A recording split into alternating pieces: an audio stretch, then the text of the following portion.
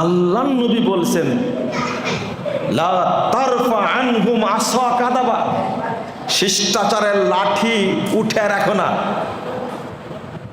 কার কার বাড়িতে লাঠি আছে তোলেন? 1 2। বাড়িতে লাঠি আছে কার কার? এটা বলার পিছনে একটা কারণ আছে। এটা বলার পিছনে কি আছে? কারণ আছে। আপনারা মনে করবেন মনে হয় বউ মারা লাঠি, তাই না? না, বউ মারা লাঠি কে বলেছে আপনাকে? লাঠি থাকলে আপনিও কিন্তু সোজা হয়ে যাবেন। এই পাশ্চাত্যের শয়তানগুলো আপনাকেও ধ্বংস করেছে, আপনার পরিবারকেও ধ্বংস করেছে।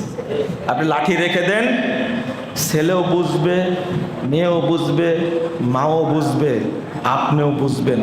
লাঠি আমি ব্যবহার করলে আমাকে কি লাগবে? ভালো হওয়া লাগবে। আপনি বিড়ি খেয়ে লাঠি ব্যবহার করতে পারবেন না। মা উলঙ্গ হয়ে ঘুরে লাঠি ব্যবহার করতে পারবে না। নিয়ে বলবে তুমি তো অন্য মানুষের সাথে কথা বলো, তুমি না প্রেম করে বিয়ে করেছো, আমাকে শাসন করো কেন? এখন বলে না? এই তো শুরু থেকেই লাঠি থাকবে, মায়ের হবে।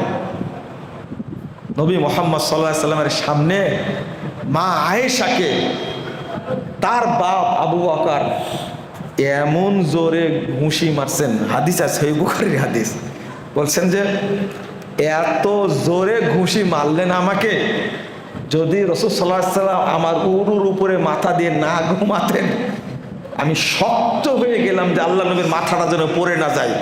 আল্লাহ নবী না থাকলে আমি জায়গা থেকে সরে যেতাম, আমাকে এত জোরে মারছে। এটা মা আয়েশার অপরাধ ছিল না। কথা কি বুঝতে পারছেন? তোমার কারণে আজকে ওই যে হারা গেল, এই জন্য জনগণের পানি নাই, তাই ওযু করতে পারছে না। কি বিপদে তুমি ফেলেছো যে কি ঘুষি মারছেন। আর আপনার মেয়েটা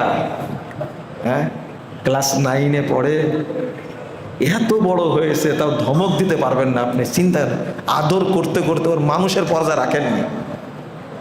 আমি আর কি বলবো আপনাদেরকে, বাস্তব চিত্র পরিবারের। লাঠি যাদের পরিবারে নাই, আজকে লাঠি একটা কাটবেন।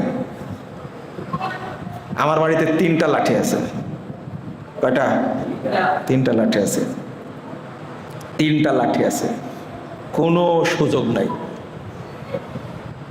আমার বাপ আপনার বাপ ধমক দেয়নি, মারেনি, এজন ভালো আছেন।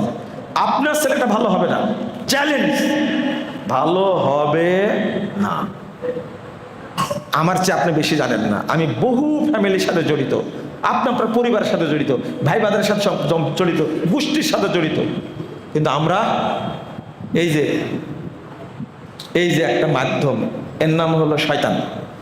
এর নাম কি? এ সব কিছুই বলে দেয়।